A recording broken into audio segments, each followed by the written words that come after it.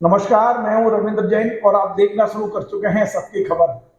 सबसे बड़ी खबर यह है कि भारतीय जनता पार्टी को बेचैन करके रखा है कटनी की एक खबर ने। कटनी में भारतीय जनता पार्टी के 4 पूर्व विधायक एक साथ पार्टी छोड़ सकते हैं, इस तरह की चर्चा मीडिया में लगातार आ रही है। उन 4 पूर्व विधायकों में से एक पूर्व विधायक सुकीर्ति जैन साहब आज हमारे साथ हैं। हम उनसे जानना चाहते हैं कि इस खबर की सच्चाई क्या है और वास्तव में क्या ये चारों विधायक एक साथ पार्टी छोड़ने की स्थिति में है। आपका बहुत बहुत स्वागत है सुकीर्ति जैन साहब। धन्यवाद। वास्तव में ये जो खबरें चल रही हैं मीडिया में कि कटनी में भारतीय जनता पार्टी में बगावत जैसी स्थिति है, कारण क्या है? क्या वास्तव में 4 पूर्व विधायक इस समय पार्टी से नाराज हैं? वास्तव में इस खबर की शुरुआत हमारे साथी पूर्व विधायक श्री ध्रुव प्रताप सिंह जी के स्टेटमेंट से शुरू हुई। उनके द्वारा ये बात कही गई कि जिलाध्यक्ष, प्रदेश अध्यक्ष, क्षेत्रीय सांसद के द्वारा हमें स्थान नहीं दिया जाता, ना हमें याद किया जाता, ना कभी कार्यक्रम में बुलाया जाता है, जबकि उनका संगठनात्मक काफ़ी अनुभव है। अतः जो है हम ये उपेक्षित महसूस करते हैं। यहाँ से उनका रिकॉर्डिंग चली। फिर उसके उपरांत जब अन्य विधायकों से भी चर्चा हुई तो उन विधायकों से चर्चा के दौरान ये बात आई कि किसी भी पूर्व विधायक को पार्टी की बैठकों में आमंत्रित नहीं किया जाता है और उनको अलग रखकर पार्टी का काम चल रहा है। ये बात प्रत्येक सभी पूर्व विधायक ने कही और कहने के उपरांत फिर उस खबर को ध्रुव प्रताप सिंह की दिए गए स्टेटमेंट से जोड़ दिया गया। 2 बातें हैं। इसके उपरांत हमारी एक साथी अलका जैन, जो पूर्व मंत्री भी हैं, उन्होंने स्थिति को स्पष्ट किया कि हमारे द्वारा जो जवाब दिया गया था वो यही जवाब दिया था कि बैठकों में बुलाया नहीं जाता, नए लोगों को मौका दिया गया है, पुराने लोगों को स्थान नहीं दिया गया है। ये पार्टी अपनी व्यवस्था के अनुसार चलती है। पार्टी की जो भी व्यवस्था हो, कोई भी परिवार हो, समाज हो, संगठन हो, लोगों के अनुभव से, नए लोगों के जोश के समन्वय से ही ज़्यादा सफलतापूर्वक काम कर सकता है। यह एक सामाजिक सत्य है और ध्रुव सत्य है। जैन साहब, मैं ये जानना चाहता हूं कि आपने लंबा समय भारतीय जनता पार्टी में बिताया है। 1993 से 1998 तक आप विधायक रहे हैं और उस समय विधायक रहे हैं जब दिग्विजय सिंह जी की सरकार थी। आपने विपक्ष में रहकर भारतीय जनता पार्टी को मजबूत करने का भी काम किया है। उस समय की भारतीय जनता पार्टी और आज की भारतीय जनता पार्टी में आप क्या अंतर महसूस कर रहे हैं और स्वयं को कहां खड़ा पा रहे हैं? भारतीय जनता पार्टी की स्थापना 1980 में हुई थी, बॉम्बे अधिवेशन के दौरान। उस बॉम्बे अधिवेशन के उपरांत भारतीय जनता पार्टी एक नए स्वरूप और नए सिद्धांतों के साथ में उभर कर आई। उस अधिवेशन के पूर्व भारतीय जनता पार्टी की निष्ठाओं में गांधीवादी समाजवाद नहीं था। बॉम्बे अधिवेशन में पंच निष्ठाओं में गांधीवादी समाजवाद को जोड़ा गया, जिससे कि समाज का एक बहुत बड़ा तबका जो गांधी जी के ऊपर भरोसा रखता था वह भारतीय जनता पार्टी से जुड़ा। और मध्य प्रदेश में संगठन के शिल्पकार श्री कुशाभाऊ जी ठाकरे जी हैं। कुशाभाऊ जी ठाकरे का व्यक्तित्व जितना बड़ा था, उनका जीवन उतना ही सादा था।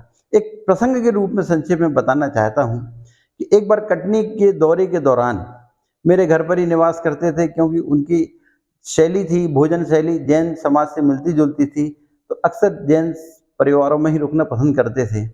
तो एक कार्यक्रम के उपरांत जब भोजन की बात आई तो ठाकरे जी ने कहा कि ऐसे कार्यकर्ता के पास भोजन करना है जो हमारी पार्टी का आर्थिक रूप से कमजोर कार्यकर्ता है। और एक बर्तन बनाने वाले कार्यकर्ता के यहाँ भोजन किया। उसके पास में जो उपलब्ध था केवल खिचड़ी खाई। और ठाकरे जी ने एक संदेश दिया कि भारतीय जनता पार्टी की पूंजी जो कार्यकर्ता है वो गरीब से गरीब है। एक बात और ठाकरे जी ने जो हम लोगों को सिखाई थी वो यह सिखाई थी कि जब मैं 1993 में विधायक बना तो ठाकरे जी कहा करते थे, विधायक बनना अपनी जगह है, नेता बनना अपनी जगह है। जो जनता के कार्यकर्ता के दिलों में राज करे वही सच्चा नेता है। विधायक आज हैं, कल नहीं रहेंगे। ये कुछ बातें जो ठाकरे जी ने हम लोगों को सिखाई थी, जिनको हम लोग आज भी पालन कर रहे हैं, अब देखने में नहीं आती हैं। जो परिवर्तन आया है, पुराने लोगों में ये बात हो सकती है, लेकिन जो नए लोग जुड़े हुए हैं, हम सत्ता बनाए रखने के लिए नए लोगों को जोड़ते हैं, लेकिन उनको भारतीय जनता पार्टी की जो पुरानी परंपराएं हैं वो अब देखने में नहीं आती है। वही पुराने कार्यकर्ताओं की प्रमुख पीड़ा का कारण है। तो आपको लग रहा है कि भारतीय जनता पार्टी जो कल थी वो आज नहीं है, जैसा आपने स्वयं कहा, लेकिन ये जो सवाल वही के वही आगे खड़ा होता है, क्या आप लोग पार्टी से नाराज चल रहे हैं, पार्टी छोड़ भी सकते हैं? अलका जैन का मैंने खुद बयान सुना है, उन्होंने कहा है कि विकल्प मिलेगा तो हम छोड़ देंगे। ध्रुव प्रताप सिंह जी ने कहा विकल्प मिलेगा तो हम छोड़ देंगे। और इसके अलावा जो गिरिराज जी हैं, पोद्दार जी, उन्होंने भी इसी तरह का बयान दिया है। आज मैं सुकीर्ति जी का बयान सुनना चाहता हूं, आपका क्या सोच है इस बारे में? निश्चित रूप से जो आपको अन्य पूर्व विधायकों ने अपनी भावनाओं से अवगत कराया, क्योंकि हमारी प्रथम निष्ठा, प्रतिबद्धता जनता है, हमारा कार्यकर्ता है, जो पार्टी के लिए समर्पित होकर काम करता है। यदि उसकी भावनाओं को ठेस पहुंचती है, उसके सम्मान को ठेस पहुंचती है, तो हमें पार्टी को ये बताने के लिए कि यदि आप भारतीय जनता पार्टी के मूल सिद्धांतों के अनुसार कार्यकर्ताओं का सम्मान नहीं करेंगे, तो जैसा सामूहिक रूप से कार्यकर्ता तय करेंगे, नेता को उसके हिसाब से ही चलना पड़ेगा।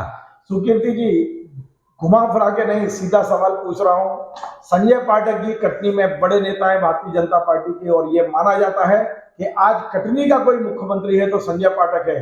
क्या सोच है आपका? संजय पाठक के आने के बाद पार्टी मजबूत हुई है या वाकई कुछ नाराजगी बढ़ी है?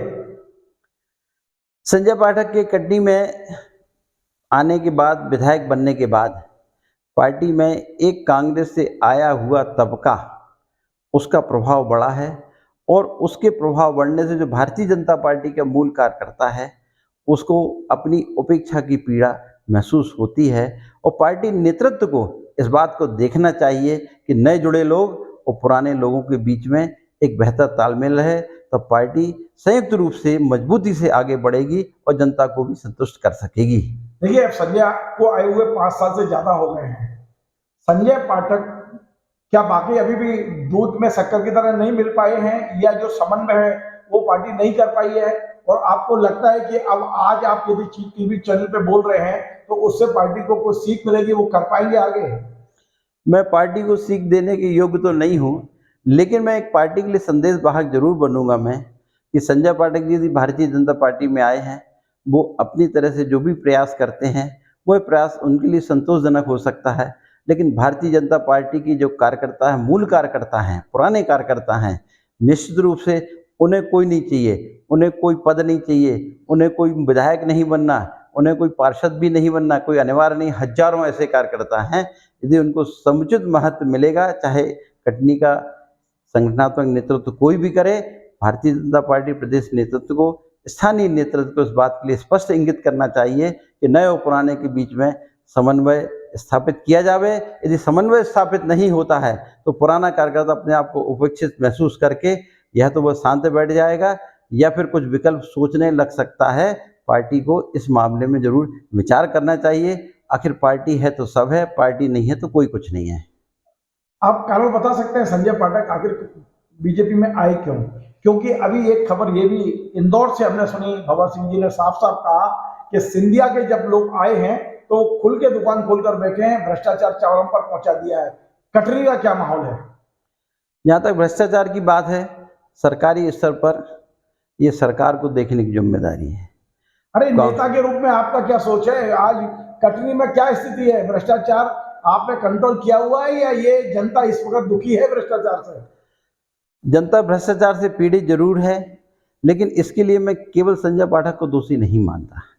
इस पूरे सिस्टम को मैं दोषी मानता हूं, जिसका केंद्र भोपाल में है। यदि सरकार भ्रष्टाचार करने वालों पर सख्त कार्रवाई करेगी तो निश्चित रूप से कटनी की जनता और पूरे प्रदेश की जनता खुशी होगी, संतुष्ट होगी।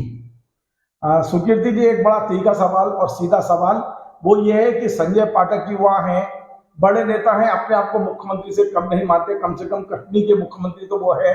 इसके अलावा प्रदेश अध्यक्ष बीडी शर्मा जी का वो संसदीय क्षेत्र है, खजुराहो से सांसद है। इसके बाद वहाँ कटनी में महापौर का चुनाव हार जाना, वो भी एक निर्दलीय के हाथ, इसे किस रूप में देखते हैं आप? यही बात मैं बार बार कह रहा हूँ, कि भारतीय जनता पार्टी का जो कार्यकर्ता जो मूल विचारधारा से जुड़ा है, यदि वो घर बैठ जाता है तो पार्टी के कैंडिडेट के जीतना मुश्किल हो जाता है। पार्टी को इस इशारे को समझना चाहिए। जो इसके लिए जिम्मेदार है, पार्टी को विभिन्न प्लेटफॉर्म पर इसकी सूचना मिलती है। कोई एक व्यक्ति नहीं है, कई स्तर पर वी.डी. शर्मा जी को जानकारी मिलती है और इसमें जो कमी है उसको सुधार किया जाना चाहिए। जीत जाने के बाद में पार्टी में मिला लेना ये अपनी जगह है। कांग्रेस के विधायकों को अपनी पार्टी में मिलाकर सरकार बना ली, लेकिन जनता के द्वारा निर्वाचित होकर फिर बहुमत से अपनी सरकार बनाना ये जनता के द्वारा लिए गए निर्णय का प्रतिफल है। 2 सवाल और आपसे पूछूंगा। पहला सवाल मैं आपसे पूछ रहा हूं कि भारतीय जनता पार्टी की स्थिति ऐसी हो गई है, 20 लोगों की क्षमता वाले कमरे में 200 लोगों को बिठा दिया जाए, यानी कि क्राउड बहुत हो चुका है। क्या आपको लगता है कि अब नए लोगों के लिए प्रवेश बंद करना चाहिए, या यदि जिनको ले रहे हैं उनको जरा तराश कर ढूंढ डाल के लेना चाहिए? भारतीय जनता पार्टी विश्व की सबसे बड़ी राजनीतिक दल है और यह स्वाभाविक प्रक्रिया होती है। जो सत्ता में होता है, लोग अधिक से अधिक जुड़ना चाहते हैं, लेकिन ये पार्टी नेतृत्व की जिम्मेदारी है कि जो भी व्यक्तियों को जिम्मेदारी दी जाती है, उन व्यक्तियों में पार्टी की विचारधारा और उनकी ईमानदारी कार्य क्षमता को देखकर ही उनको दायित्व दिया जाना चाहिए।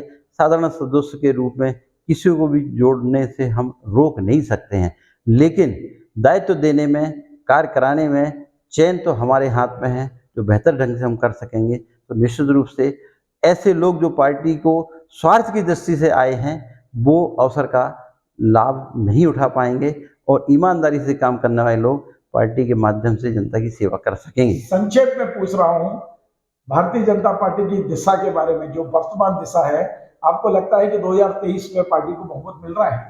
भारतीय जनता पार्टी को बहुमत मिले ये हर भाजपा का कार्यकर्ता चाहता है, लेकिन यदि नहीं मिलता है तो इसके लिए मैं इसलिए तय नहीं कर सकता हूं कि समग्र रूप से देखने की जिम्मेदारी जिनकी है, वो इसको पूरे प्रदेश से आने वाली आवाज़ को सुनकर सही दिशा में निर्णय लेंगे। तो निश्चित रूप से भारतीय जनता पार्टी जलेबी की तरह जवाब दे रहे हो। सीधी मैं तो पूछता हूँ कि आपको क्या लगता है, एक अनुभवी नेता है आप, 25 साल से आप लगातार संगठन में नजर बनाए हुए हैं, आपको लगता है कि 2023 आसान है आपके लिए? मैं आपको सीधा सा जवाब देता हूं कि भारतीय जनता पार्टी नेतृत्व जब सत्ता बनाने के लिए कांग्रेस से आए हुए लोगों से समझौता करती है, तो सत्ता बचाए रखने के लिए भारतीय जनता पार्टी के नाराज लोगों से भी समझौता करे तो निश्चित रूप से भारतीय जनता पार्टी की सरकार बनेगी। आपने कही। और एक आखिरी सवाल, यदि सुकीर्ति जैन को इस बार टिकट नहीं मिला तो सुकीर्ति जैन क्या करेंगे? सुकीर्ति जैन जनता के लिए काम करता है, टिकट के लिए नहीं।